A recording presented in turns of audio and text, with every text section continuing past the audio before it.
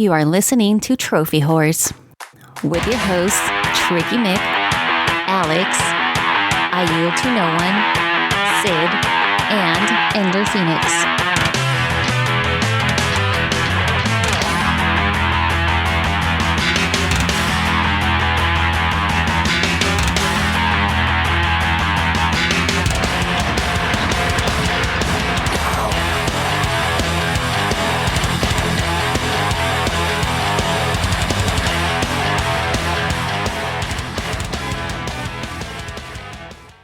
Hello, everyone, and Happy New Year. It's the first time you're hearing us, at least, in the new year. I know Tricky and Daryl recorded something to release for you all, but Yield, Matt, and I are back. And boys, I gotta ask, we'll start with Yield here.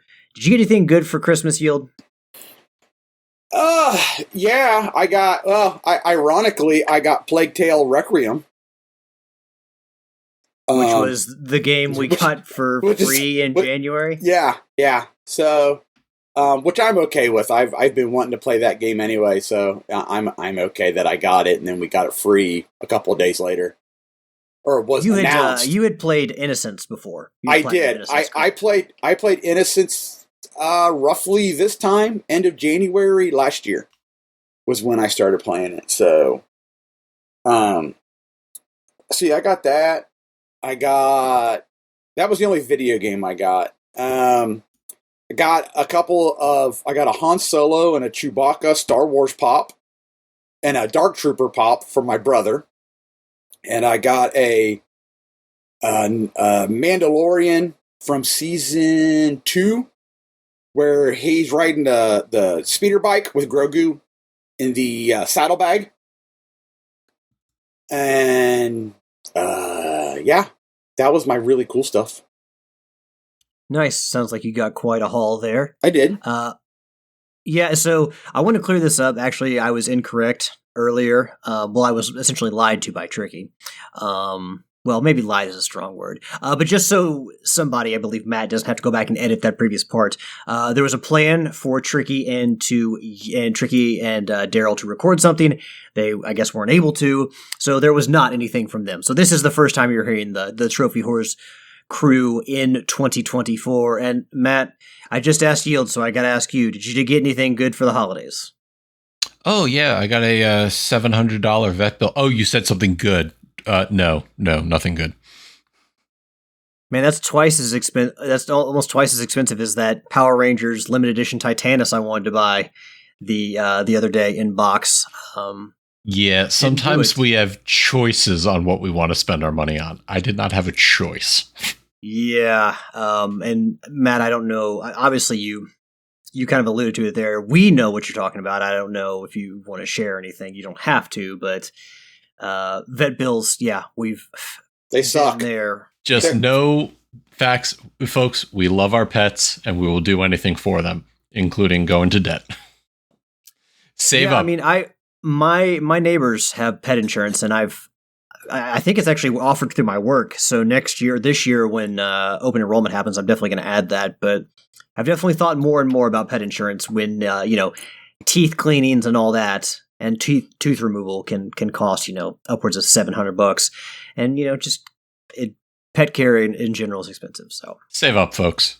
Just make sure that you love your pets. Yep. Have a savings. Just 'cause shit's gonna happen. Yeah. Well, just in case, just make sure that when you make the commitment to adopt a pet, that you can actually swing it, and you're not taking that pet back to a shelter, a week or two later. Don't do that. Make sure you can make the commitment before you adopt. Yeah, folks, pets are lifetime commitments, and anybody who received a pet for Christmas or thought about buying somebody a pet for Christmas, that's your kid. Take care of it. Agreed. Yeah. Just like Tricky takes good care of Sweet Harley. Even though Harley's a bit rambunctious. Yeah, honestly, for the holidays, I mean, I got some cash. I can't really think of anything that I got. I mean, we got some different, like a nice assortment of hot cocoa, gift cards to places. But as far as, the video game stuff, like generally if I want that stuff, I'll buy it. So luckily we had a good month of PlayStation Plus, so I'm kind of stocked up on games. Didn't have to buy a lot, but yeah, still was a nice, relaxing Christmas for us, and I enjoyed it. We just, ate food all day, hung out with the pets, and watched some Christmas movies and TV shows. And so hopefully everyone had a very happy holidays, no matter how you celebrate, and especially a very safe and happy New Year. Hopefully everyone here listening has all their fingers and toes and everything, and appendages. But yeah. It's a new year. We've finished up the annual rarity event for 2023. We're starting on a new year, and that means we got to be earning those trophies, guys. Well, Yield and I got to be earning those trophies. We definitely know Matt's not earning the trophies for any annual. The biggest shit-eating grin on your face there, Matt. You don't have to take so much pride in it, sir. I tell you what, I don't feel beholden to just pumping out trophies just because that number goes up. Every trophy I earned is a trophy I wanted. And not to say that you guys don't want your trophies, but I will. Go ahead. When you're out there, you're buying, I am Mayo 5. I am not Fish. doing that. Yeah, no, not you. Targeted jibbing is what this is. Oh yeah, absolutely. Tricky, maybe, getting rid of the plowing the snow or picking up the trash, but he definitely can't get rid of that trash off his profile. Nope. Yes, that's right. I did call I am Mayo trash. Get angry. Someone get triggered. But yeah, boys, it's time for our updated trophy counts. Tricky, I guess I'll read his. Did anyone, by the way, update these? I did. And Tricky just put in chat that him and I have earned the same amount of trophies this year, so his numbers are accurate. He's not spamming the hell. He's either working too much or he's decided to get off the spam for a little bit. He had a little bit too much during the holidays and got sick of it. So, thank you, Yield, for updating the trophies. Tricky is a level 898 with a total trophy count of 29,696 with a platinum count of 823. I am level 500, total trophy count of 9,667 with a platinum count of 166 in 165 games. Yield. I am a level 504 with a trophy count of 9920 and a run in the new year with platinum that puts me to 181. Matt. Level 220, 1,309 trophies, 0 plats. Still waiting on that Spider-Man 2 plat. I don't care if I have to wait 10 years, Matt. Maybe it'll be your guys' Christmas present next year. Ooh, that'd be nice. I'll have streamers and stuff and like little confetti guns ready for when you do that. Ooh, streamers that look like webs? Oh, yeah, nice. Or I'll just shoot silly string everywhere. And that could be nice, colorful celebration. Sid is level 881 with a total trip count of 26,302 and a platinum count of 824. Still more than Tricky. Yeah, last year I kind of went bonkers on the platinums. I got 32, which, I have 166 overall, which, trophies were introduced, a decade or more ago. So clearly my best year for platinums. I don't think I can replicate that performance this year, but we'll see. I'll still do all right for myself. But, when we're earning trophies, we're playing games. Matt, sir, since you are steadfast at your 0 platinums, even if you don't have a lot of trophies to share, any new bling, I know you've probably been playing a lot of games over the past 3 weeks because we haven't actually gotten together and talked since before Christmas. So, sir, what have you been up to? Absolutely. The list is long, but I'll keep this as short as possible. Is it a Roberto long list? No, I'm not about to do that. No offense to Roberto. Roberto's great, but Roberto always has a lot of stuff to talk about. And we actually have a question by Roberto tonight, so good that he's back in listening. All right, so Steam sales went on, so I made quite a few different purchases, including the Teenage Mutant Ninja Turtles Shredder's Revenge, the Teenage Mutant Ninja Turtles Cowabunga Collection, Risk of Rain Returns, which is a remake of the first Risk of Rain. Fantastic roguelike game. I've also been playing more Transformers Fall of Cybertron. I got to the point where I was starting to play as Decepticons and my favorite combiner, Bruticus. I also started cracking open The Finals, the game that was developed by Dr. Disrespect's studio or developer, whatever you want to call it. So that's an interesting little 3v3v3 type of battle royale type game. Been putting a lot more time into Baldur's Gate 3. Finally broached Act 3 on a couple different playthroughs with my friends. I downloaded and started the Portal Revolution fan mod, which is basically just a different story of Portal, which is fun. Also, during the Steam sales, I picked up Red Faction Guerrilla Remastered Edition, which is playable on the Steam Deck and has been fantastic playing. So hopefully Jeff Hanna's proud of his little baby still kicking today.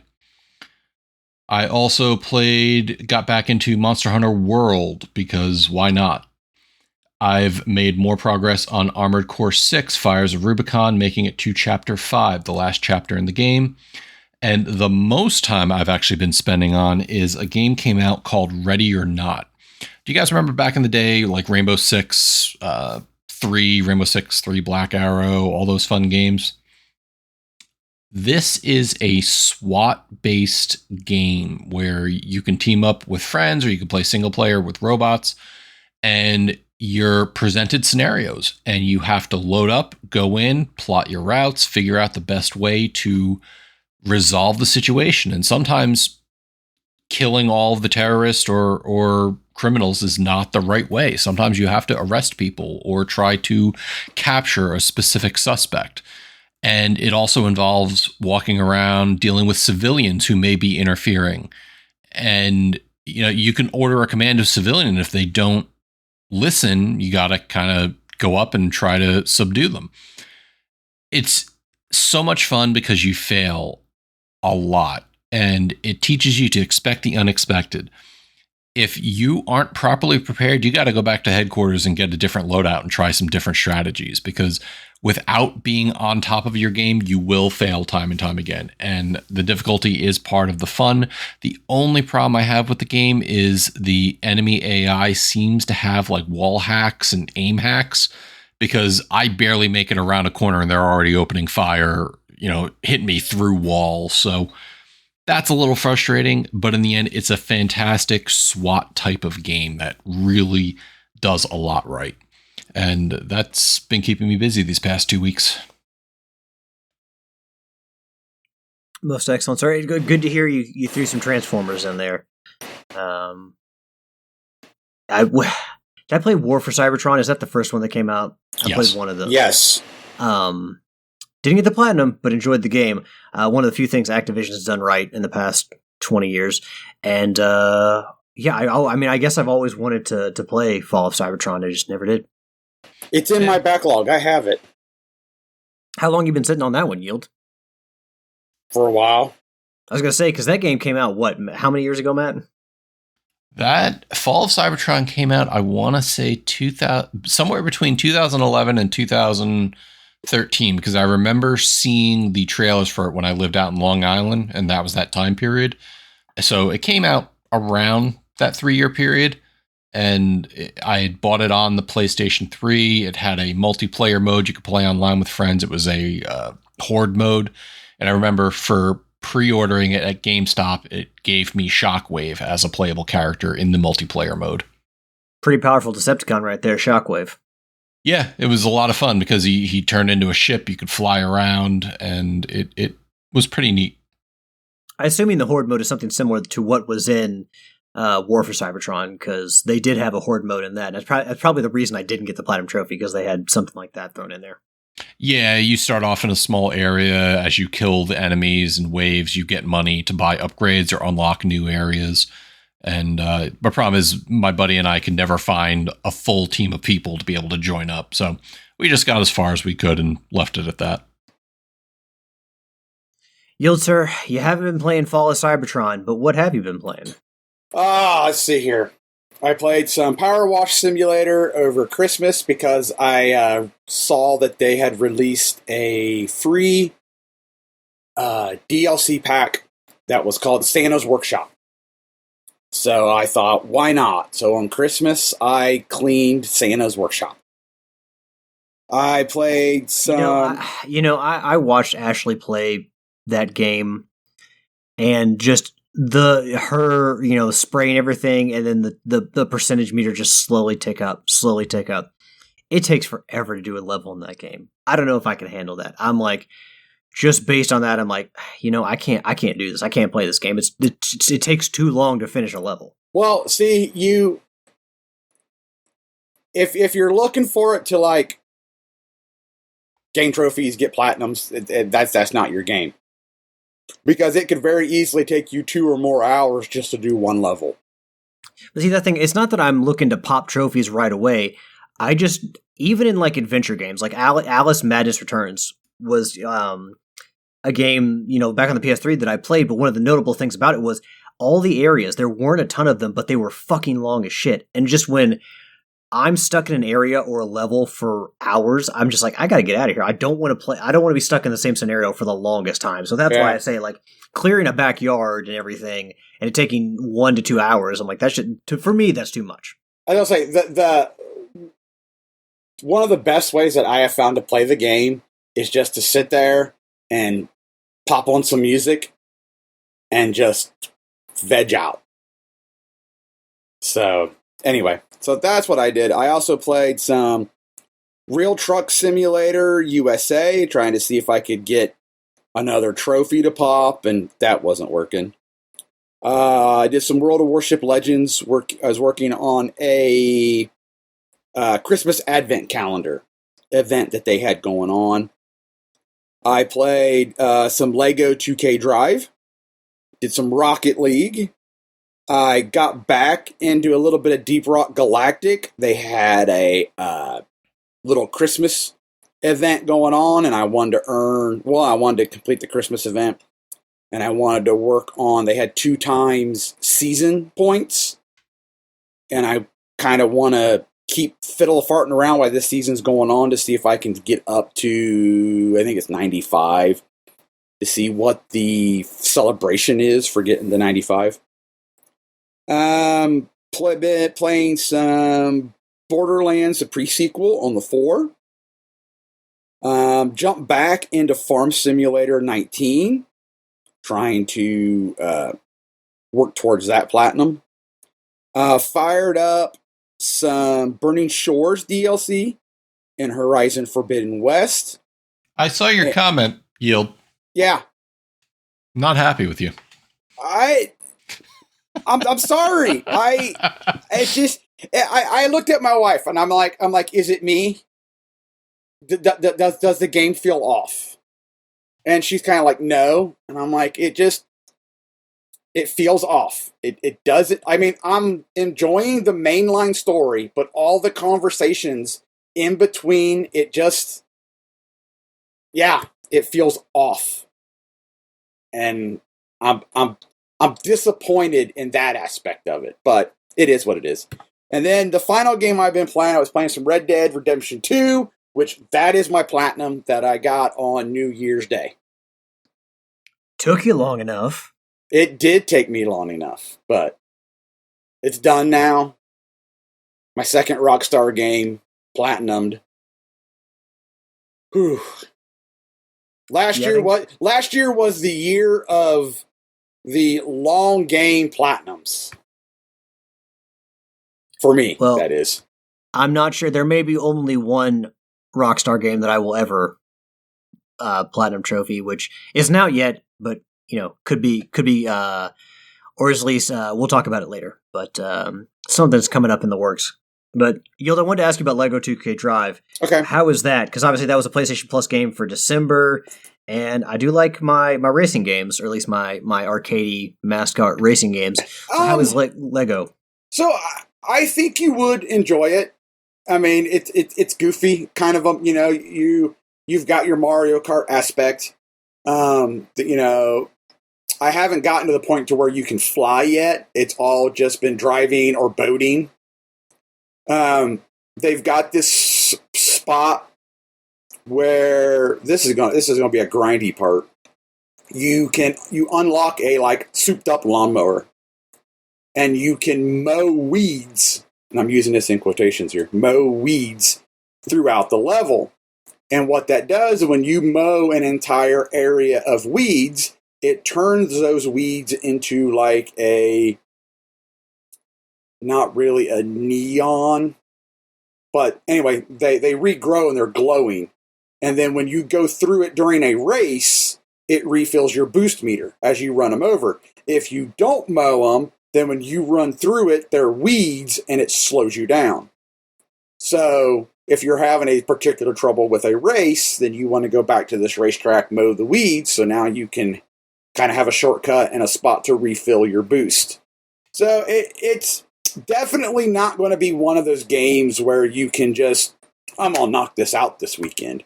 I'm going to treat this like my chill games, like my Power Wash Simulator and Farm Simulator, where I'll dabble with it for a bit, and then I'm going to put it aside and go play something else, because it's a fun game. It's definitely geared towards kids, and if you play it, you'll see that from the tutorial and how they do stuff. It's geared for a younger audience, but it's not bad. It's Legos. It's fun. You know, as your car gets destroyed or not destroyed, but beat up, it starts losing pieces of it to where all of a sudden you just got a chassis and the wheels driving. So that is a nice touch that, you know, you build these little brick driving machines, and, you know, like in real life, if your Lego thing gets hit, it's going to lose pieces, and I guess over time become less effective.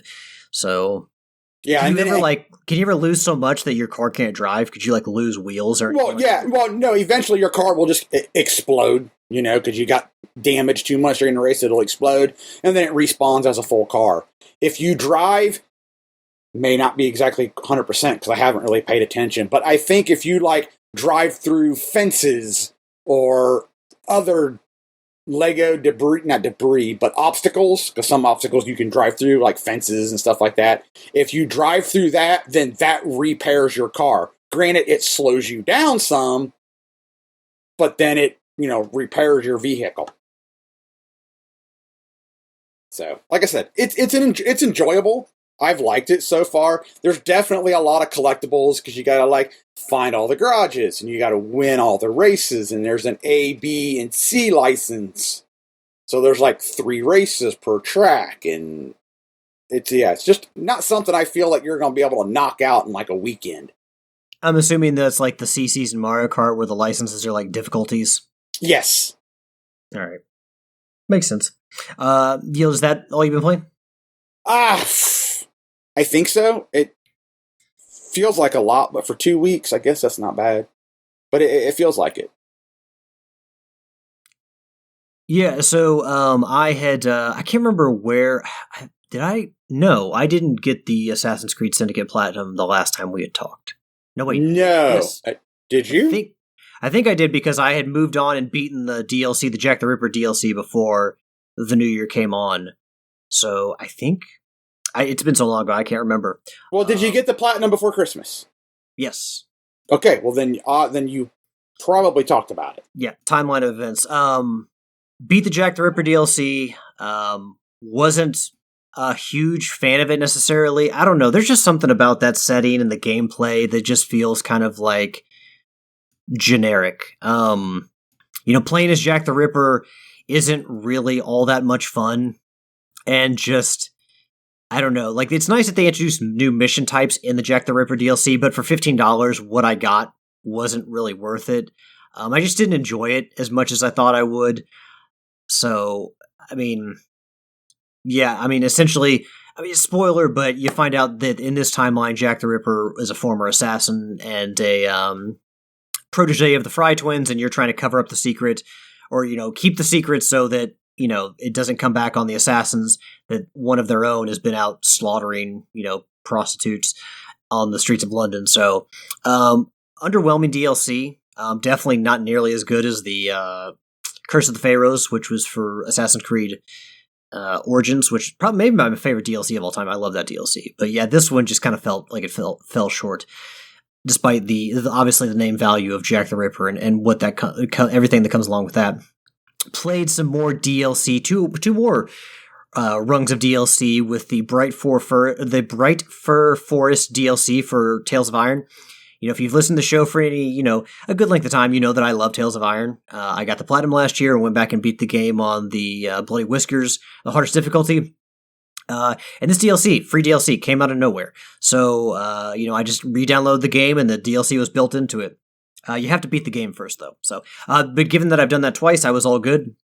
And, it was just, there's a short little storyline where you go to a different area of the map and you help these squirrel folk, save their festival, from, I can't exactly remember what the enemies are. The frogs are back.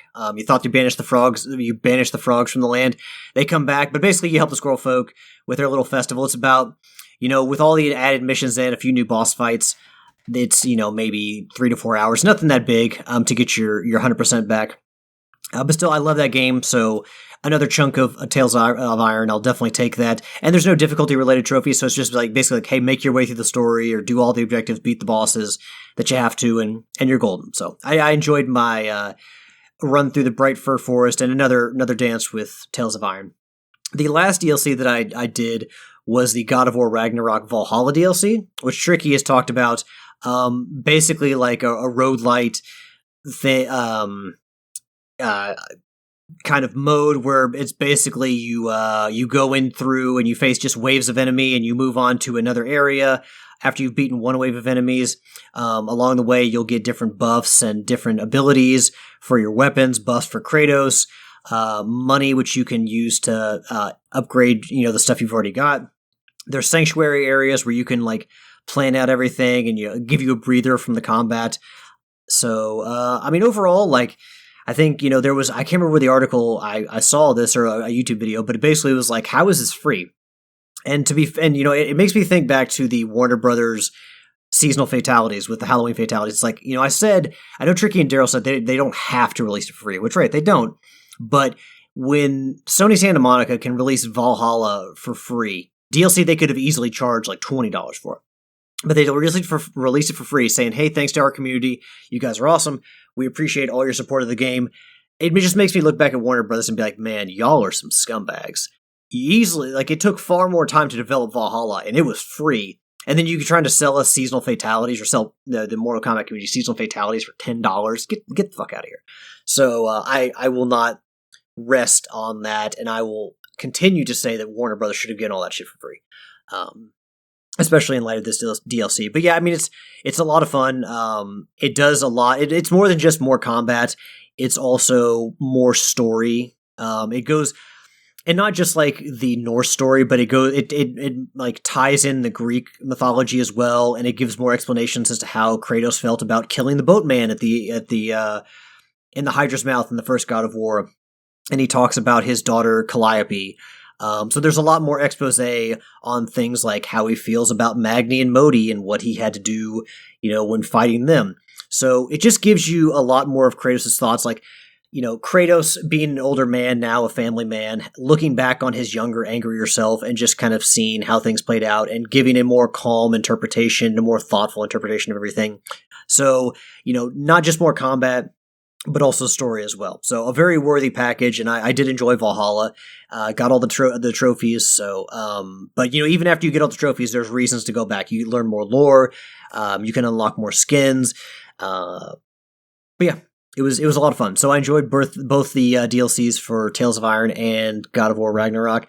The last thing I started playing is Evil West, which was one of the free games for PlayStation Plus this month. It is a game that I've had my eye on. It's been on my wish list for 6 months, and it's been on sale 3 times. It's just never gotten low enough for me to bite. But basically, best way I can say is it's kind of how was I gonna compare this? It's kind of like the Order 1886 and God of War kind of somehow mixed together. It's more fleshed out as far as gameplay wise than Order 1886. I really enjoyed Order 1886, and I feel like it gets way too much hate, but it was a lot of cutscenes and gameplay was kind of in short supply. Overall still a good game, but to make people happier, there could have been more there. This game definitely, when it comes to fighting, the horror monsters, all these different creepy creatures, werewolves. And I call them werewolves, but they're essentially in their vampire stuff like that. Definitely top-notch gameplay, a lot of fun. They start out just do melee combat, just kind of like a beat 'em up. But then later on, you incorporate different things like weapons, and it's not like ammo based. So you have a shotgun and you have a shotgun blast to use, but there's a cooldown for it, so you can use it once. There's a cooldown. You have like so many shots with a rifle, but then you have a cooldown. It's not a cooldown, but it basically reloads. So rather than you having to collect ammo and use ammo and keep track of that, your weapons basically have infinite ammo, but some of them have cooldowns, while others you have to wait to reload while you can use them again. Really fun gameplay, lots of really cool monsters in there. I feel like they're introducing one or two new monsters every time you open up a level. And it's I don't mean this in a bad way. It's a very linear game. It's kind of like Uncharted, where you have a path, but like there's kind of like little offshoots where you may go find like some money or like a collectible or something like that. But for the most part, it's a pretty linear game.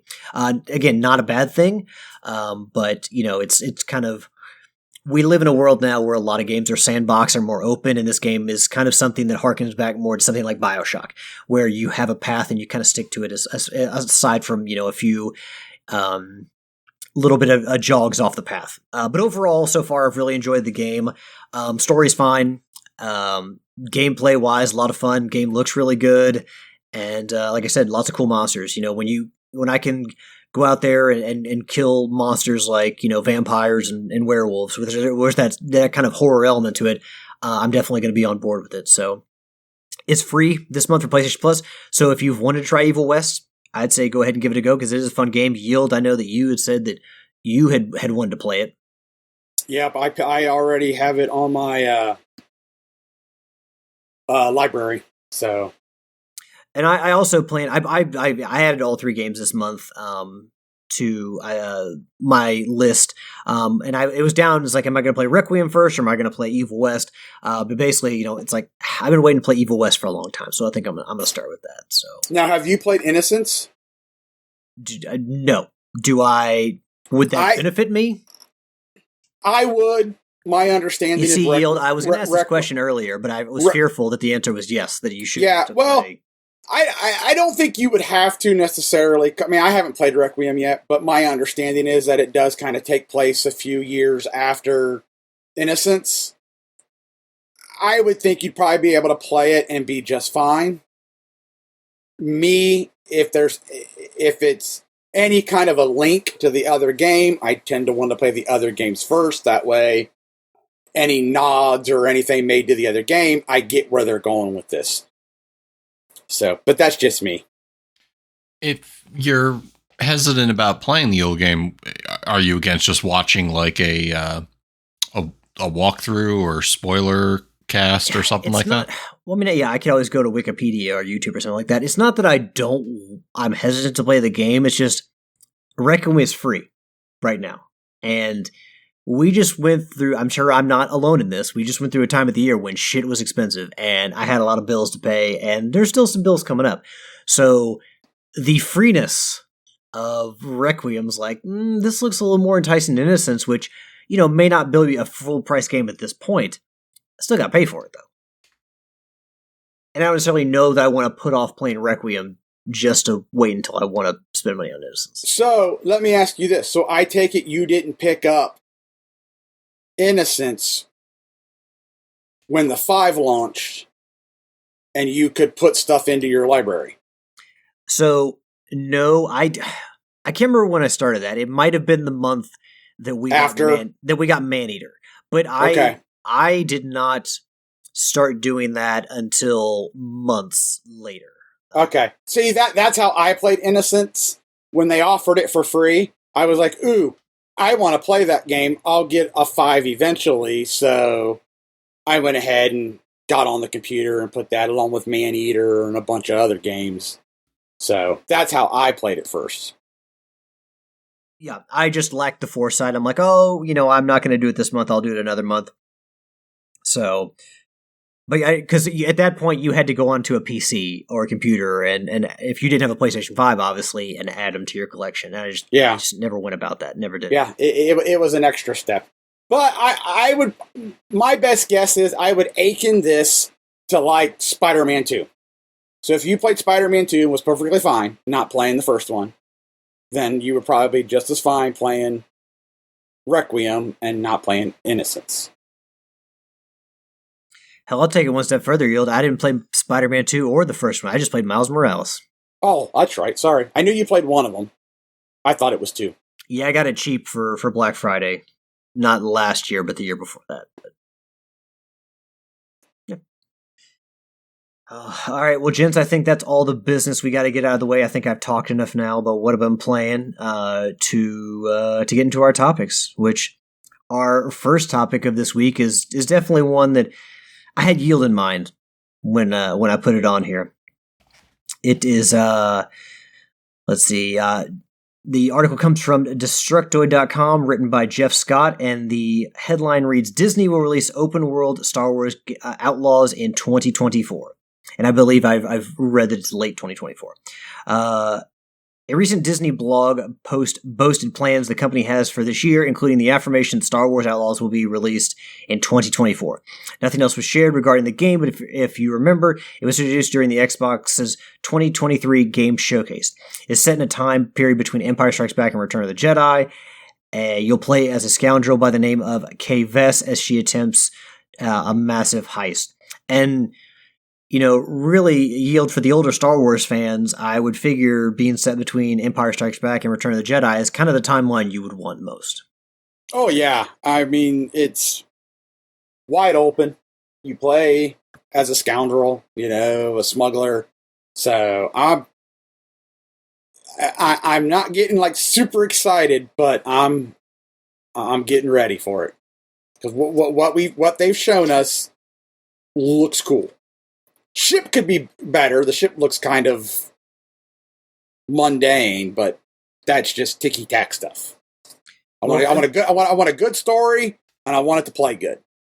Well, I need to find the post that your brother made in the Trophy Horse group about Star Wars, because he was looking to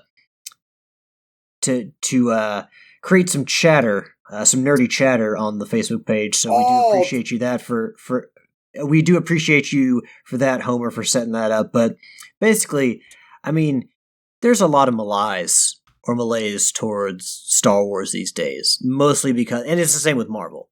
And I think we can all attribute it to one company, obviously the owners of the company, Disney, which has put out TV show after TV show after movie after movie to the point where it's like, you know what? I stopped giving a shit after Endgame, and the prequel trilogy was special because it had been, so many years. I can't remember, was it 84 when Jedi came out, or was it before? Yeah, 83, 84, something like that. It had been, 16 or so years since we got a Star Wars movie in between Phantom Menace and Jedi. And what made it so special is that people were excited because it had been that long. And now it's like, you go on Disney Plus every Tuesday and there's a new fucking Star Wars show. And I'm just so over it.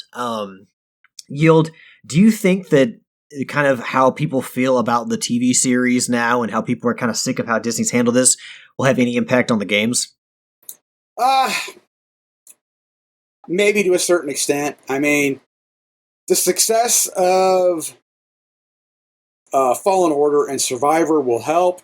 We had gotten to a point to where our Star Wars games just weren't all that good.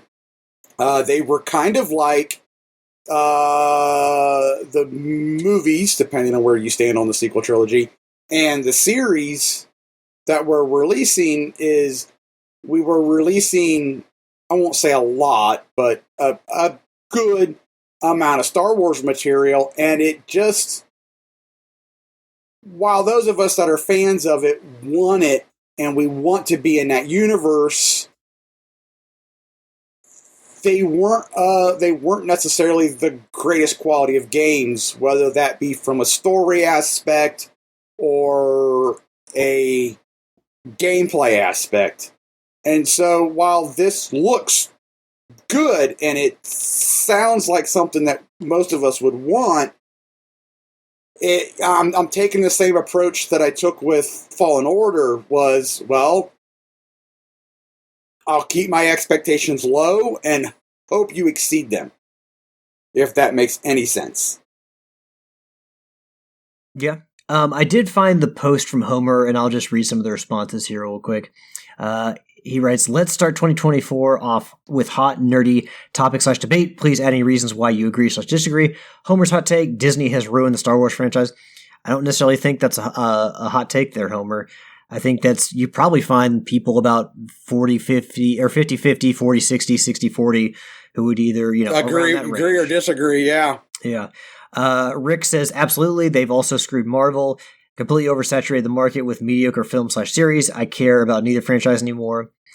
Matt says, I'll have to disagree, mainly because outside the sequel trilogy, we've gotten things like Clone Wars, Mandalorian, and more. As for the sequel trilogy, The Force Awakens was great. Sure, Last Jedi and Rise of Skywalker fell flat, but weren't totally horrible. Without Disney, we wouldn't have gotten some of the greatest additions to the universe. To which Rick replied, Mandalorian bored me. Force Awakens was just fan service. Granted, it worked and took me in and gave me a good time. Last Jedi was absolute dog shit in my humble opinion. Once Carrie Fisher threw space in a fart bubble, I was over it. Flew through space in a fart bubble. I was over it. Not seen Ross and Rose, and I never will. Not Rose, but Rise of Skywalker, and never will. I'll still play the games though. And then Yield says they've ruined the movie franchise, part of it with their lack of storytelling. The Disney Plus series has been a hit and miss. Rogue One and Andor have been the best things they've done. And Alexander said, I would rather have had all the seasons of Mandalorian than not. So Matt, obviously you've been you were kind of one of the people who's more positive on Star Wars. Do you think that any of the negativity surrounding Star Wars is going to impact these games? No, because you still have a wild, rabid fan base who wants a good Star Wars game, as is proven by the fact that Survivor and Fallen Order were put out and sold pretty well, and that they're still planning an actual third game in that series. So a couple years ago, Star Wars Squadrons came out showing people still actually want flight simulators set in the Star Wars universe. So with that said, you're still going to find a lot of people who want a good story-driven game where they're not playing as a Jedi, that they get to play as an outlaw scoundrel and kind of like a bounty hunter. Because you still have a lot of people who are pretty miffed that 1313 was canceled. So you still got a lot of people who want that type of game. No lightsabers, no force, just you're trying to survive in the Star Wars universe. So I think you're going to find that the game's probably going to do well as long as it's a good game. Yeah, as long as they don't buy any trash. Yeah, if they don't muck it up, they're sitting on a gold mine. I agree with Matt. Because I mean, you've heard me say it on the show. There's more. Well, if not on this show, you've heard me say it in the Mandalorian Patreon. There's more to Star Wars than just the Jedi. And there is, excuse my capitalism here, there's money to be made if you can capture it. Here's the thing, though, guys. Do these people who buy these games not realize that Disney benefits when these games sell really well? They're helping the company they hate. The company that they say destroyed Star Wars. It's a catch-22. I know what you're saying, Alex. Listen, in no world are these people going to boycott it and suddenly Disney is going to go, oh man, a couple people really didn't like us for those decisions that they made. I think it's best for us just to give up Star Wars in hopes somebody will do it right, folks. Sell it to somebody else. I will say, and we'll wrap up this topic, but for all the bad that's said about Disney and Star Wars, if you've never been to Galaxy's Edge, which is at, I think there's a couple at a couple parks, but the one that I've been to is down in Florida, down in Orlando. It's a good fucking time. It's incredible. So for all the hate that gets lobbied at Disney, they got that fucking right. I'll say that. So, and Rockstar, I will say that for all that they've done, I just haven't been on board with what they've been doing. For me, it hasn't felt right. But the one game they could make to bring into 2024 and well, maybe not 2024, 2025, 2026, whenever we see it. They got me back on the Rockstar train, would be a Vice City remake, and, well, holy hell, folks, it looks like we're actually getting it. This article was written by Andrew Heaton of Destructoid. In the wake of GTA 6 reveal, an unofficial remake of Vice City is in the pipeline. With the lead up to GTA 6, there's news a studio called Revolution Team is currently remaking GTA Vice City. According to the report, they're going to be using the GTA 4 engine to remake the PlayStation 2 classic. It's expected to be released in 2025 with some of the following features: improved version of the city from the Definitive Edition, improved weapons, all cars from the Xbox version of the game, and all original radio stations and more. Radio stations bit is key because part of the appeal of the game was not just the look of the city, just not just the lights and the gameplay, but it was being able to listen to music from the 80s, popular music from the 80s. You driving through the city, just tearing up, asphalt and everything, just ripping ass all around the city, and you wanted to listen to that sweet-ass music. So the radio stations are key. And I don't want to hear anything about the Definitive Edition being tied to this. Just rebuild the fucking thing from the ground up. Don't use any of the Definitive Edition because, as we know, the GTA Definitive Edition, which included 3 Vice City and San Andreas, fucking was a piece of shit because Rockstar, whoever, didn't want to put enough money behind it, and it was a technical fucking mess. So please do not fuck up the Vice City remake, which I actually want to play the way you did the Definitive Edition. So don't even bring that shit into this house. Don't even talk about that. Yield, I know that you're a fan of Vice City, and like me, it's your favorite GTA game. So while I am excited that 6's trailer hinted that we are going back to Vice City, a Vice City remake, if done right, I will be all over it because that is, besides 3, the only other GTA that I played to completion without moving on to something else and going, oh, you know what? I never really did finish this game. Maybe I should go back and do it. So, Vice City is by far my favorite Grand Theft Auto. Just from the fact that we got, better voice acting. It was the color and the feel and the soundtrack, and it was a great improvement over 3.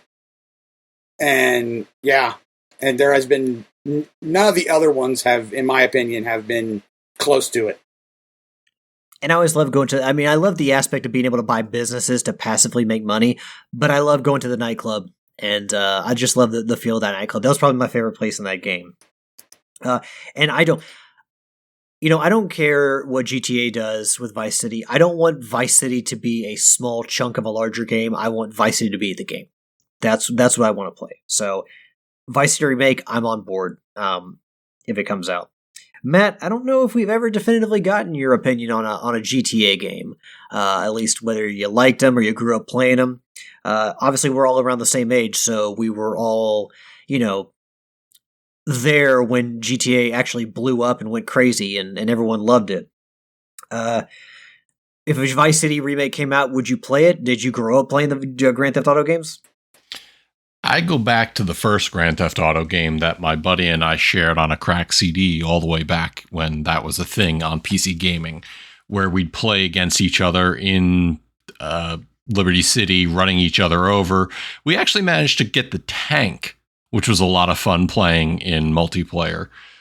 So yeah, I have loved every Grand Theft Auto I've played.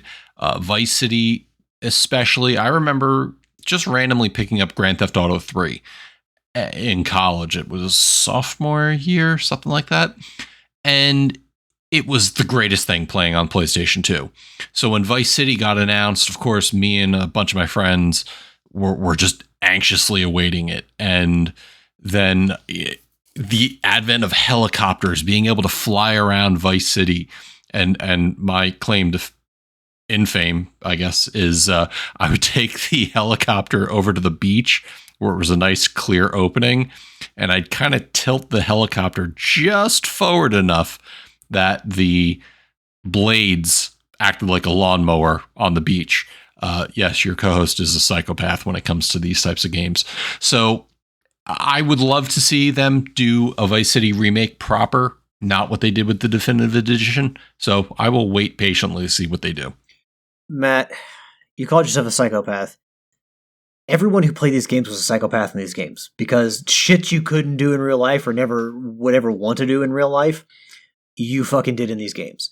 Now, there were far more innocuous things, like I think that one of my goals in Grand Theft Auto 3 was to, you remember the ice cream truck? I can't remember what its name was, Mr. Slurpee or something like that. I don't think it exactly was that, but Mr. Frosty, I don't know.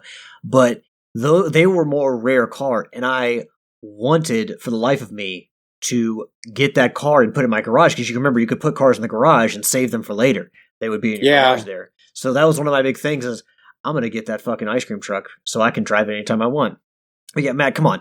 Everyone who played those games ran over people and like kicked up their star rating so the police and the army would come after them so they could just cause mass mayhem. Like out there with a rocket launcher in the central business district of a city. Like you're no different from the rest of us. We're all a bunch of Looney Tunes. Good to see I'm in good company then. Would you agree with that statement, Yield, that we all just out there causing wreaking havoc? Oh yeah, I remember getting the tank in Vice City and then just driving through town, blowing everything to heck and back.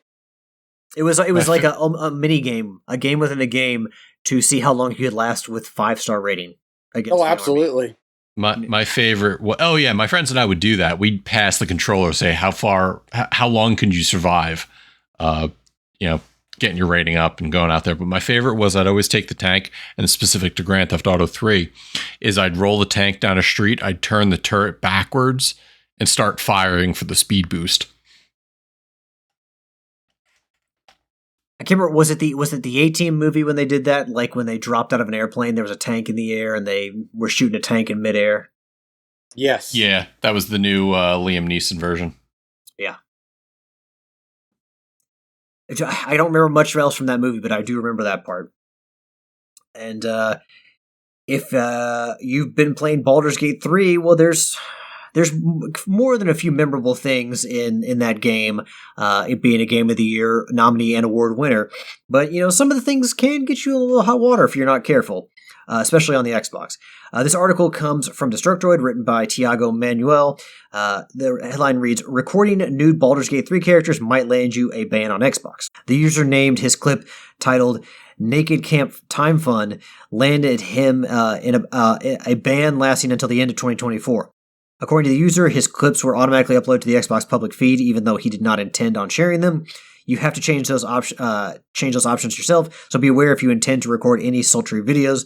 There have been reports some other players experiencing this in other games, including Attack on Titan, which doesn't feature full frontal nudity. Latest reports indicate Xbox and Larian Studios are looking into the situation.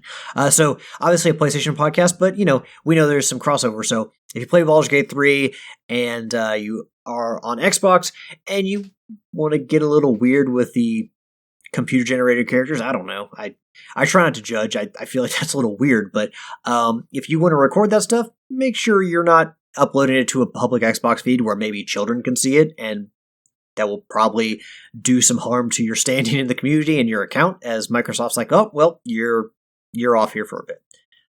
Matt, any thoughts on this?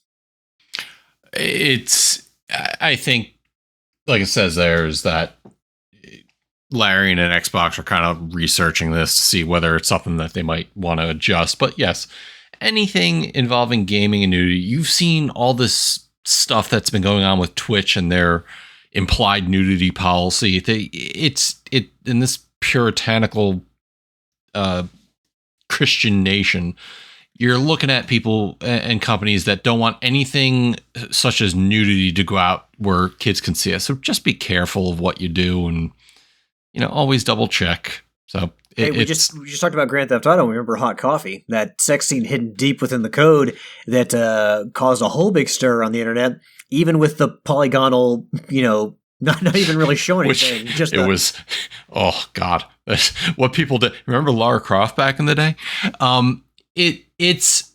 I don't want to think about what people did with that. In a game where you murder people using military weapons in the weirdest way. I drove around in an ambulance killing people. Like, look at the irony in that. And yet, sex and nudity suddenly get you banned. Again, I'm not going to go to that level that I've discussed before. I think people might know my thoughts on this entire thing. Yeah, I mean, I think you hit on something there where we as a nation typically will, look at violence and nudity as we will allow one, but not necessarily the other.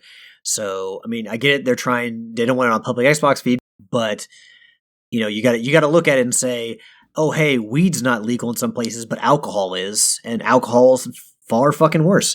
But yeah, Yield, your thoughts on this? I mean, just watch what you do and where you post it, or at least have your channel tagged that you could have, more adult stuff. I mean, what you put on your feeds is your business. Just know that it could get you banned. If not properly tagged, I would say. Yeah, and if you're not sure, then maybe you just err on the side of caution and don't do it, because let's be those user licensing agreements, none of us read those. It takes too much time. We got trophies to earn. Yeah. Click and move on. Hey everyone, Matt jumping in here with the edit.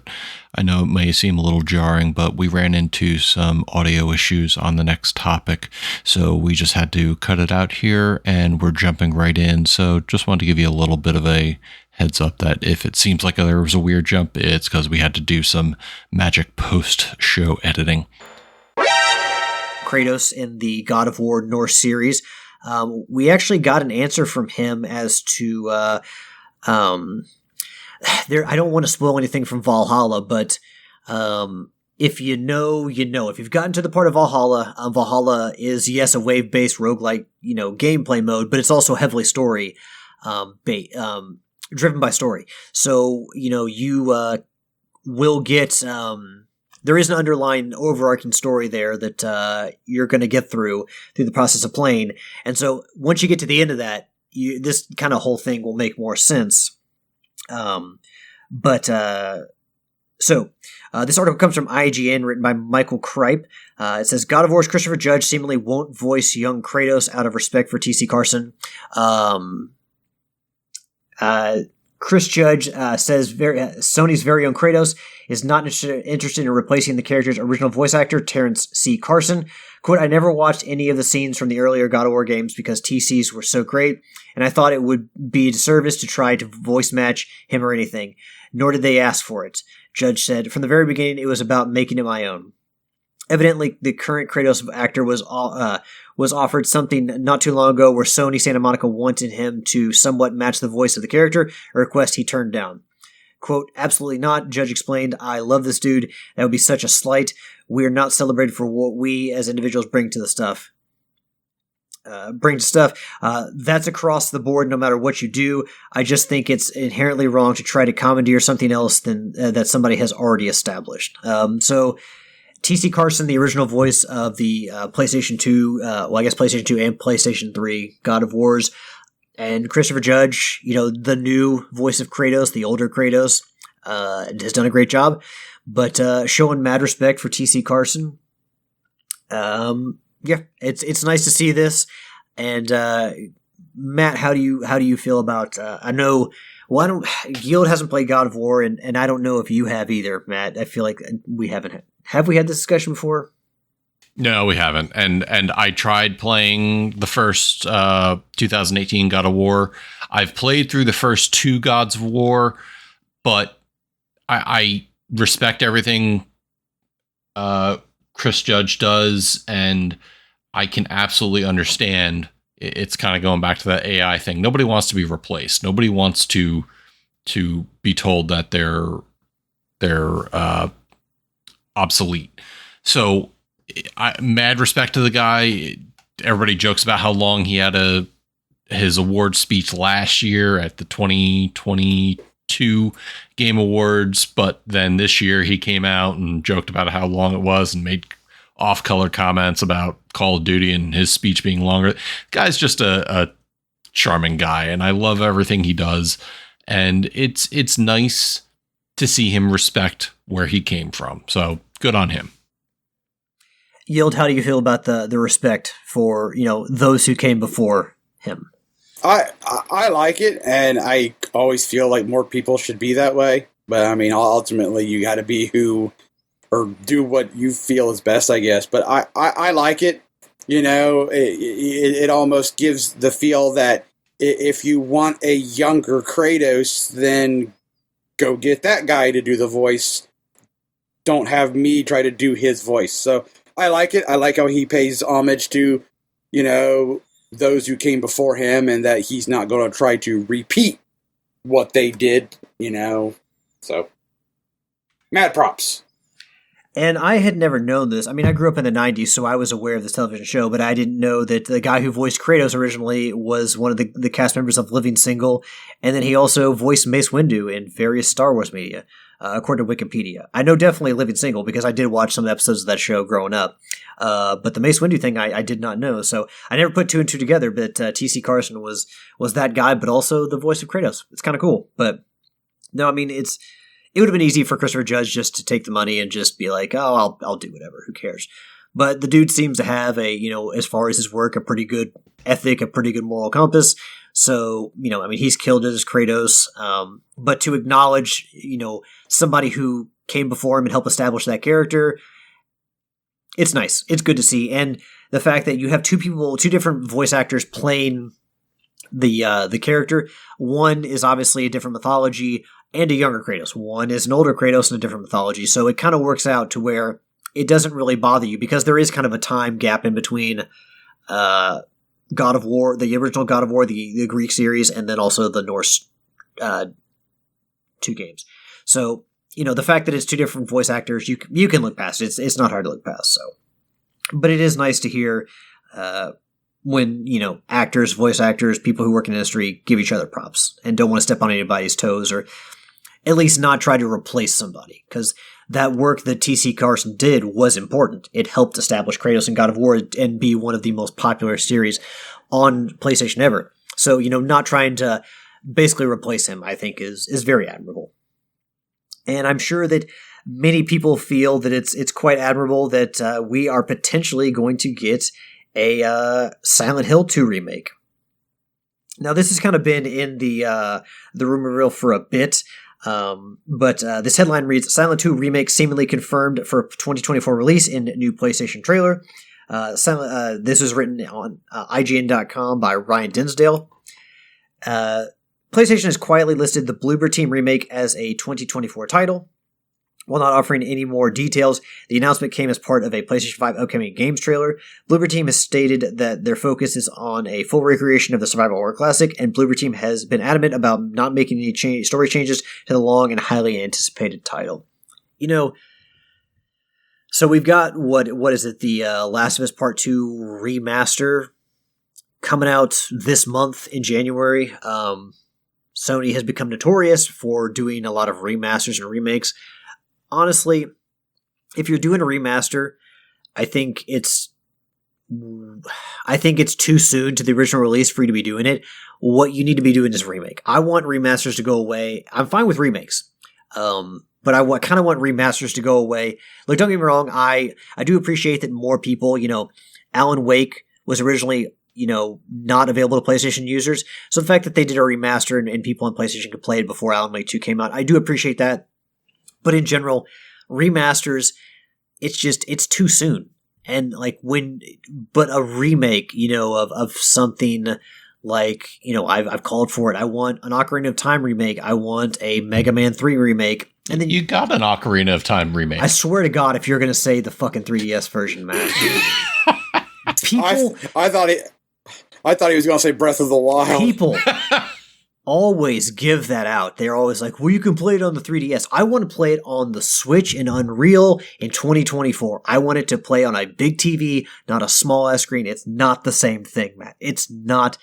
We can agree to disagree on Die Hard being a Christmas movie or not being a Christmas movie. This is not the same thing. This is not 1-to-1. I don't want to play on a 3DS. I want to play on a TV, a big TV, on a Switch. Does that make sense? I can play it on my big TV using emulators. I just want to play on the basic functionality of the console. I don't want to have to bring emulators into this. I'm sorry, I just get pissed off whenever anyone says, "Oh, why do you want Ocarina of Time remake? You just played on 3DS." That's not me making fun of Matt's voice. That's just me generalizing, making fun of some ass clown on the internet who always has to point that shit out. I will say, if there's a game that needs a remake, it's Ocarina of Time. Thank you. But no, I mean, like I always talk, I've long talked about remakes done right. And Silent Hill 2, it's been long enough. Resident Evil 4 was another remake done right. Dead Space as well. These games built from the ground up, bringing them into the current age. We all love playing these games at one point, but at this point, I don't want to play Ocarina of Time on the 64 engine. I don't want to play it on the Switch Nintendo 64 channel. I want something new. I've seen some of the boss fights in Unreal. The work that people have done with that and put it on YouTube looks fucking great. I want to play that. So there's definitely a place for remakes. There's got to be a certain amount of time to pass, but I think that remakes are a healthy part of the industry. Remasters, that's a different discussion. I actually would prefer to see those go away. But remakes, Shadow of the Colossus remake for PS4, the definitive version of the game, love it. So I'm glad I'd never played Silent Hill 2. I do like survival horror games, so at some point in the future, I'm probably going to be running away from Pyramid Head, screaming for my dear life. But this is a remake that deserves a remake. It deserves, another release to bring it into the current age. Guys, yield any games that you can think of that you would be the right time for a remake, and just in general, remakes versus remastered. Are you for one? Are you against both? How do you feel about everything? I think I would prefer a remake, on a newer engine and sharpening it up. I think that would be better. I won't argue with you about Ocarina of Time. I think that would look bitchin' on, a newer, modern engine. I'm sure that there's a game that I would like to see, but other than the obvious Ocarina, I can't think of one off the top of my head. It would sell so damn well. I'm sorry, folks, to get angry, but Matt just had to raise my blood pressure like 10 or 20 points. Matt, sir, are you going to play Silent Hill 2 remake when it comes out? And do you see? I mean, I was going to ask you. There's obviously a difference between remakes and remasters, but do you think both are good for the industry, or do you think that there's definitely a right and a wrong way to go when it comes to bringing old games into the new? Something I've been speaking all this time, and there's no excuse for me having been muted. That's going to be a fun edit. Oh, well, but I thought I was going fucking crazy, but then I was like, well, my internet didn't go out, but maybe it's I've been fiddling with my headphones or my headset here. You know what? No. But the good thing is everything you said was recorded.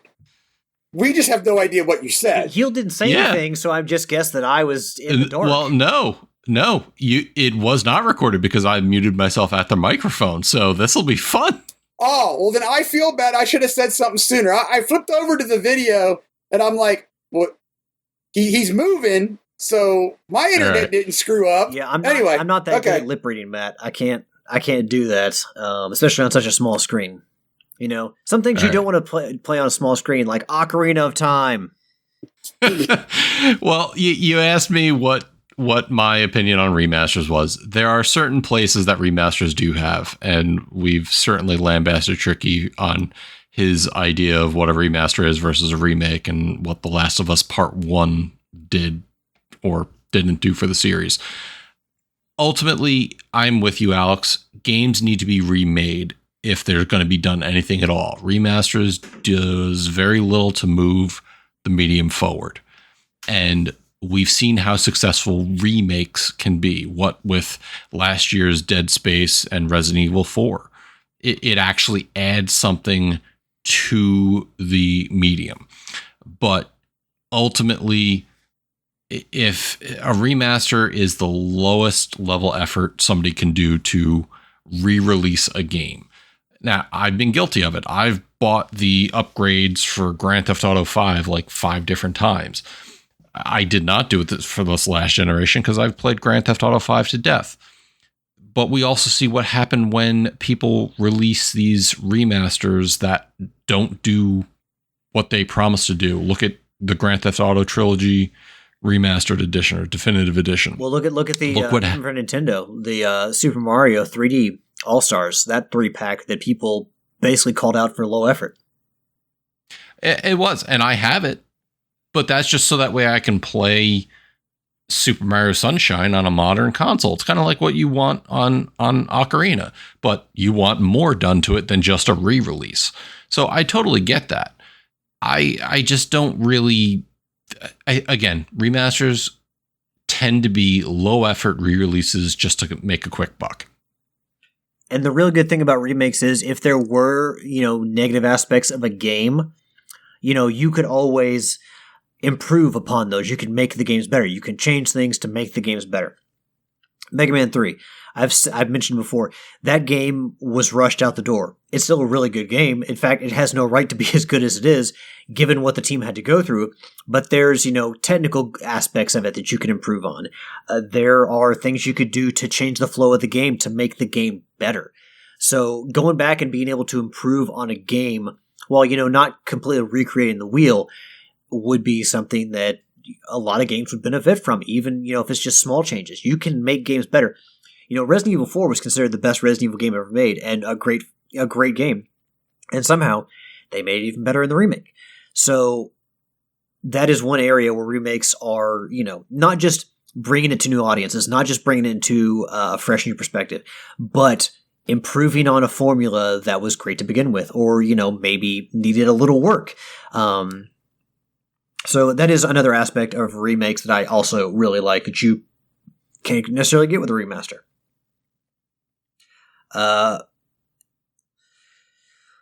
So let's see. As far as I know, we don't have an update from Gareth quite yet. There is, for the first week of the annual rarity event of January 2024, Gareth has posted something in the trophy looting page on Facebook. So go check out the update on the new season of the annual rarity event. And Sid, I don't believe we have any audio from him. So Sid, we hope you had a good holiday season with your family, my friend. And we can't wait to hear from you in the future.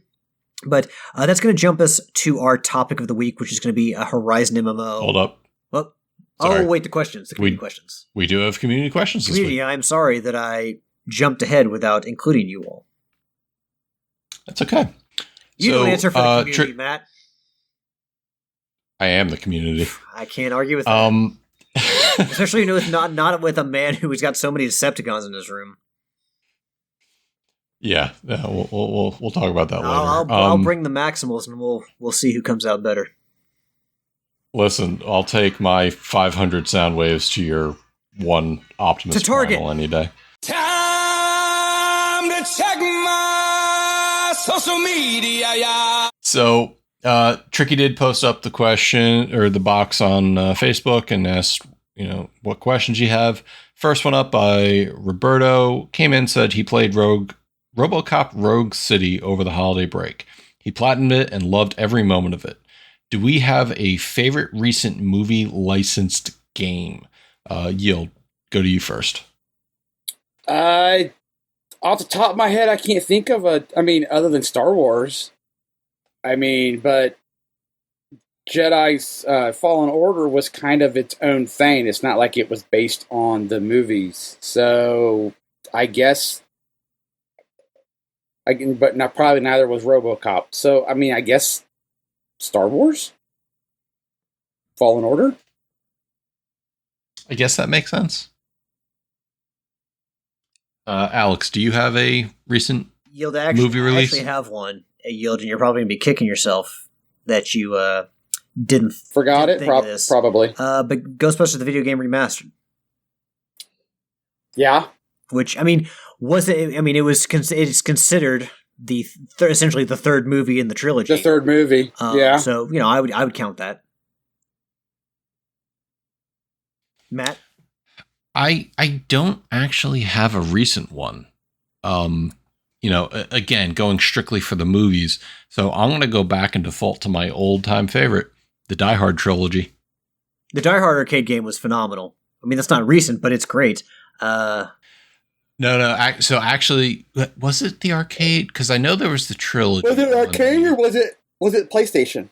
Well, there was a PlayStation Die Hard trilogy, but I know, Alex, that there was a Die Hard arcade. I don't remember them being the same thing. The one I'm thinking of was like a shooter, like you had a light gun, and you shot at the screen as enemies came up. So that was Die Hard 2 of the Die Hard trilogy, because what it was, I think Die Hard 1 was a action game. Number 2 was a first person on rail shooter, and 3 was a crazy taxi type of game. Matt, I'll throw one out there just from my trophy list going through. Scott Pilgrim versus the World. Okay. Very fair. That's another one we'll include in that conversation. Thomas, stretch the bounds of recent there, because that game came out a little while ago, but it was also re-released in recent years, so count it. Yeah, I don't have anything super recent. I know Thomas jumped in here and said, if you know Tricky, it's going to be Paw Patrol, because it's an easy platinum. Thomas did want to know, Tricky did jump in and say he did like Wolverine's Origins. And it goes back and forth. Back on the PS3. Yeah, that actually is if you're looking, because I played that game, very fun as far as the action goes, but never got the Platinum Trophy and have tried to find it in recent years. I think Daryl found a copy, but it's pretty hard to find that game now. Thomas did write in and said, how much did everyone gain during the holidays? I don't know, because I didn't measure. Either you guys? No, I don't have a weight scale, so there's a reason for that. Is that what happens when you get to the 40 shield? Yeah, that's what happens. You don't care no more. There's no one to impress. And you just love hot cocoa. You're not going to stop the hot cocoa during the cold months. No.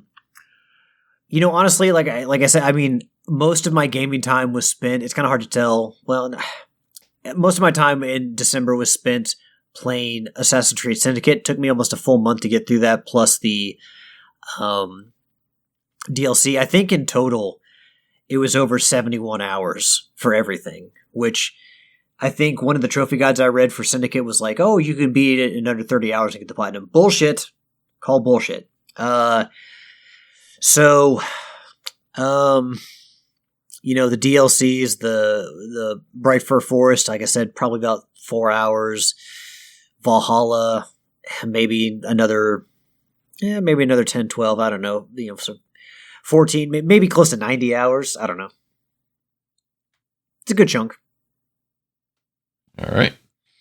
And then Jeremy writes in, what are your gaming goals and life goals for 2024? Alex, we'll go to you first goals, this time. You got to make it all heavy and shit. Game goals. My biggest goal, like I said, I don't know if I can replicate everything I played, or the volume that I played in 2023, but I am very close. I think I'm at, as far as my completion percentage goes for the PlayStation Network, for trophies, I am sitting at 89.69.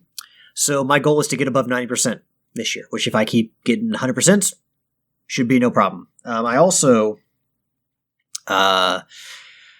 Evil West, first game I'm playing, definitely want to get a platinum trophy in that. Like I said, I like the game style. I like the vibe the game's throwing out. So I would really like to walk away with the platinum trophy in that. Gonna have to beat it on the hardest difficulty, evil difficulty, but I've beaten some hard games before. So, really, I don't really want to focus on getting more than I did last year. So I guess really my completion percentage, honestly, more so than my count, the completion percentage has always been one of the things I've always hung my hat on. So getting up to 90% as far as that goes is really my main goal as far as gaming. And life goals, really just, probably get more sleep. I need to do that. Drink more water, drink less coffee. So still all seemingly attainable goals. And, if I'm not trying to outstrip myself, this year for trophies, getting more sleep shouldn't be a problem. Okay. Yield. Or did we already do it? I'm sorry. No, you haven't done me. So, personal goals. I just want to make it through 24. If I make it to 25, that will be a good year for me. Gaming wise, it doesn't really change from year to year. I've since 19, 18, 19 maybe a little bit longer than that. I've tried to average by the end of the year a platinum a month, and I've been able to do that. I think I ended up with 15, 18 this year. I have to go back and count. I want to keep doing that. I always want to keep working on my backlog, which is always a daunting task because you're always adding games to it. But I always, especially the last couple years, instead of spending months mindlessly not knowing what to play, I try to purposefully pick a backlog game that, hey, I can work on this while I'm working on, this other game. I'm one of those weirdos that juggles a couple of games at a time. I also want to continue on for the last couple of years. Myself, Homer, Prepare to Die, Earth Scum, and the Brain 76 have gotten together on Saturday nights, and we have worked on a co-op game. More recently, we've worked through Borderlands pre-sequel. I don't know what we're going to, maybe Monster Hunter next, could be Helldivers. We're kind of up in the air of what we're going to do next, but I want to kind of continue that.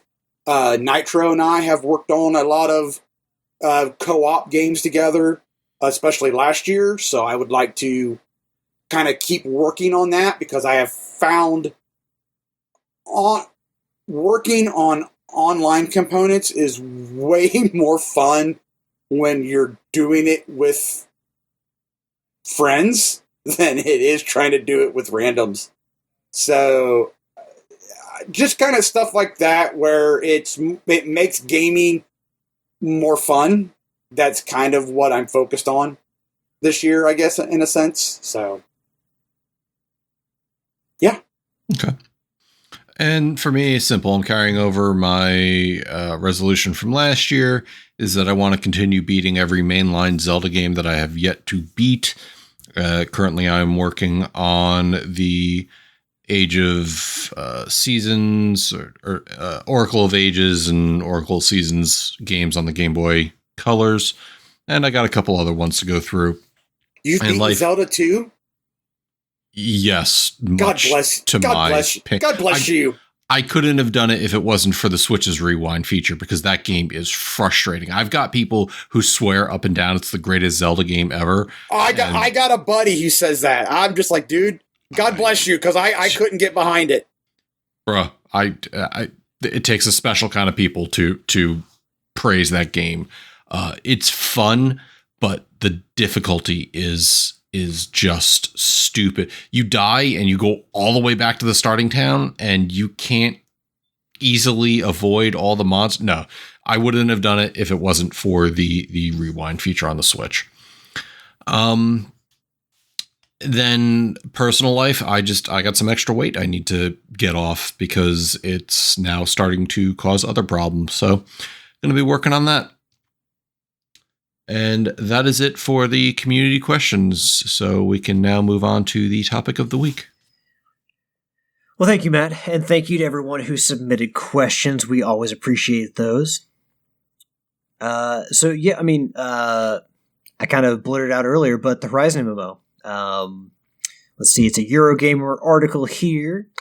And the headline reads, Horizon MMO RPG is now essentially confirmed to be in development. Job listing suggests it's developed under the codename Project Skyline, with the initial codename being Project H. This was written by Vicky Blake over at Eurogamer. 2 new job listings have popped up online that lend credence to the existence of Horizon MMO. Video game researchers went to Twitter. We refuse to call it X because it's fucking Twitter.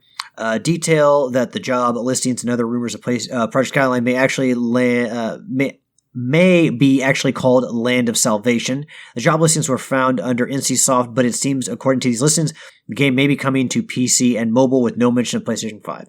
These listings come weeks after Sony and NCSoft announced their strategic partnership. So, did I read that, Matt? Right, Matt? Where this may not even be coming to PS5? The job listings did not mention anything in the ways of development for PlayStation platform. So it's very interesting, but then again, from an MMO perspective, it sounds like they may be doing some things that are different than the traditional Horizon game, which would maybe necessitate keyboard and mouse. So I guess we'll see. Yeah, but that's well. I mean, I guess if they're going through down to the developer, obviously you wouldn't have Guerrilla developing a game that you're not going to release on the PlayStation 5. That would be silly. And of course, you know, we've seen Sony's struggles with live service so far. They had to cancel the Last of Us Factions multiplayer, and there was even word that they took that to Bungie to get their opinions on it, and basically Bungie, you know, said, "Hey, you need some fixes. You know, you kind of got to go back to the drawing board a bit." But, you know, to drop an MMO and expect, you know, Guerrilla to make that and support that, you know, and then, you know, have to support more games in the franchise, it's a tall task. So, I mean, I get why you wouldn't have Guerrilla, you know, doing this game, and it would, you know, more come from a partnership with NCSoft, but yeah, I mean, I don't know. It's weird because PlayStation, obviously, everything they make comes out on one of their consoles, and to have something like this, which, I mean, yes, does make sense for the PC and maybe not so much for the PS5, but it's just weird to think that something Sony is going to publish isn't going to come out on their home console, their flagship console. Yield, how do you... We kind of know how you feel about this, but, you know, we're going to let you dig in again. Horizon MMO, you've obviously played. Horizon, you just recently finished up the Burning Shores. Am I wrong in thinking it's weird that this may not come out on the 5? And I will point out, and you know, if anyone disagrees with this, that maybe they've already hired all the staff they need for the PlayStation 5, so they only listed PC, and that's kind of where they need the help. They could have, you know, who knows, staffed up on PS5 already. Yield. It does seem weird. I made the comment in our Facebook chat that I don't really felt, well, you know, not having read the article, just going off a headline, I didn't really feel that Horizon needed an MMORPG. I mean, that's just my opinion. That's just who I am, because we've already introduced it as a single player experience. Had you not, introduced it as a single player experience, the setting does bode well for an MMORPG. My concern was, you know, if you start doing this, you know, for us PlayStation people, it's all got to tie together. It's all got to make sense. It's all got to be cohesive. At least for me. I mean, I shouldn't say all PlayStation people. For me, it's all got to fit.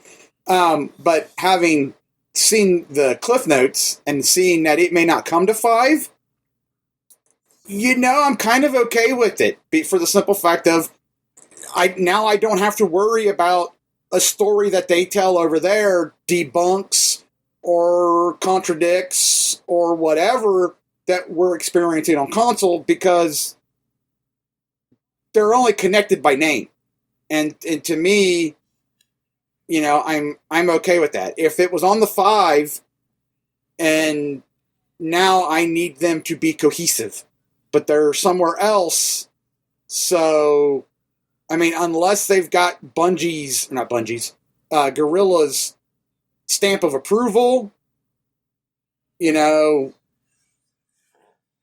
then I expect more cohesion. But if they're not even coming to the 5, then to me, it's its own entity.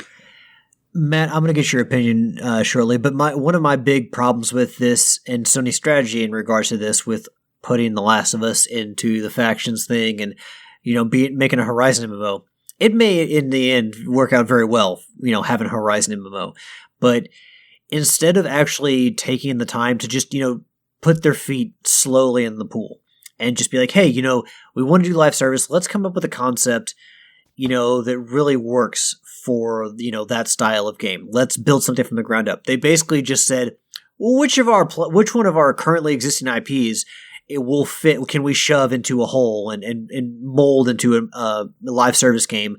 Let's try to get to the finish line as fast as we can. It just seems like Sony didn't put in the work to create, one really good new IP that makes sense for live service. They just said, hey, let's pluck this IP, and let's do what we can with them because we just want to get involved so quickly. Matt, your thoughts on the story? I mean, the rumors have been there for a while now, and this just shows that I still think we're a ways away from actually seeing anything when it comes to a Horizon MMO. Whether it's needed or not, that's a whole different story. But, in a year where we saw a lot of people being laid off, it's nice to see a story where they're hiring for game development. That is true, but then also they could also cancel this game and then further hurt themselves financially and then have to lay off even more people just to balance it out. I mean, it's a risk. I mean, it's a video game. It's a big, massive endeavor, and it costs a lot of money, and there is risk there. So, I mean, I understand Sony wanted to tap into a certain market, but again, you had Bungie, you bought Bungie, you got live service there. Just they tried to take it too fast. That was a problem. They tried to take it too fast, and I just don't want to see them try to get to the finish line as fast as possible in the name of making money. We got to catch. It's like perfect example. The DC cinematic universe. They could have slow burned it. There are a few good movies in there. They could have slow burned it and then did what Marvel did, and shit could have made more sense.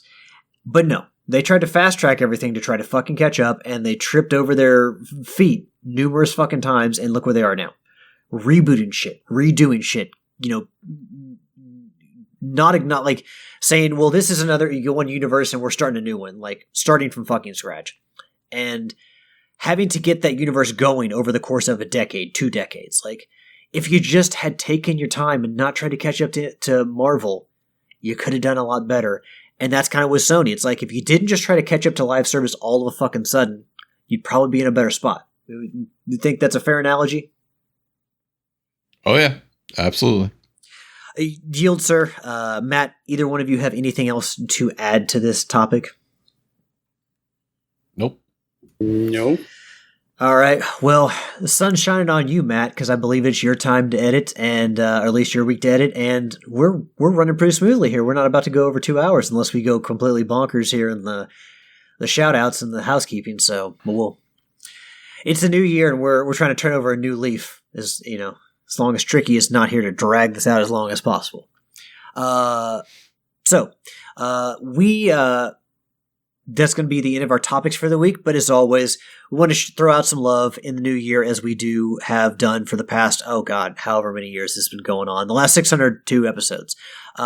Matt, sir, why don't you give some shout-outs? Alex Yield, good episode tonight. Thank you for, starting the new year right with a good show. Shout out to the community. Shout out to our Patreons. We just put out a new episode as Tricky Yield and I are watching the Book of Boba Fett.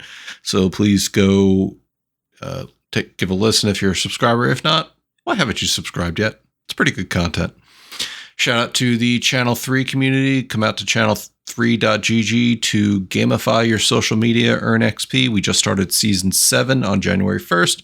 So no better time than now to go out and join us and see what's going on. And otherwise, shout out to my wife, V.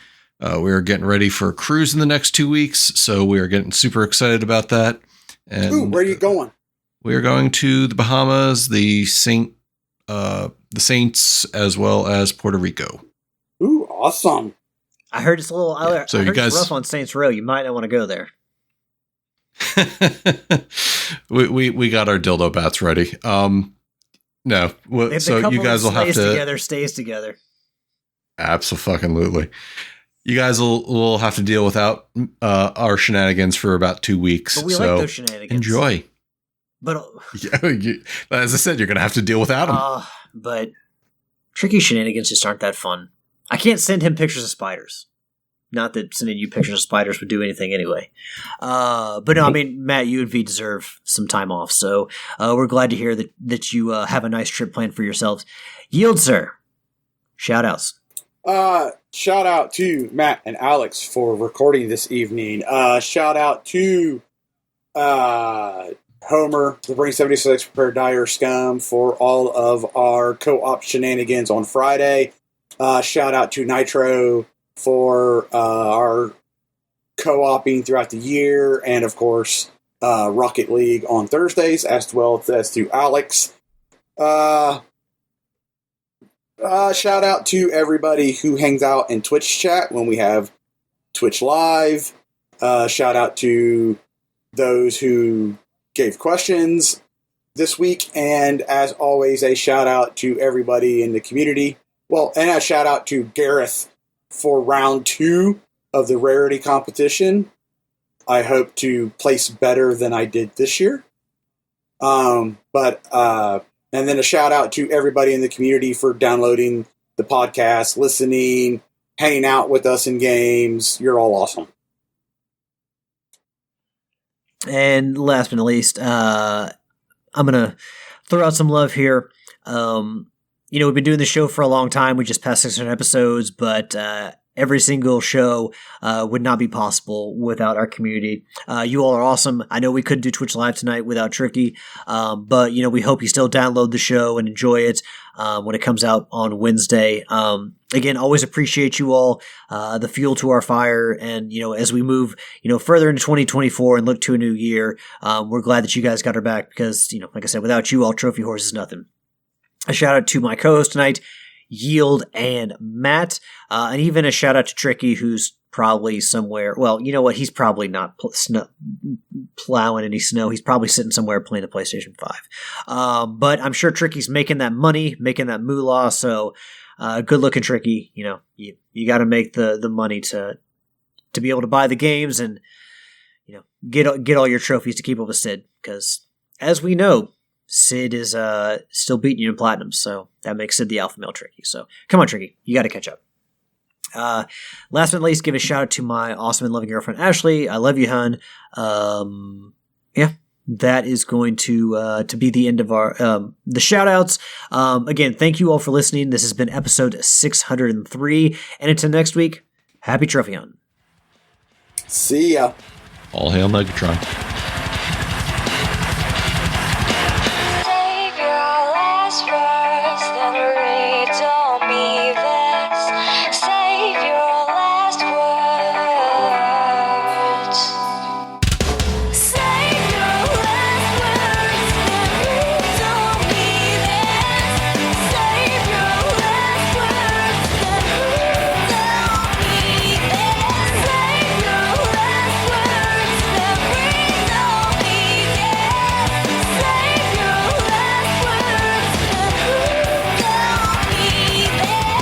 The theme song is Venus by the band Even off their album Zenith. Permission granted by the band and 12 Stone Records. You can find them on Facebook by going to www.facebook.com/evenphilippines.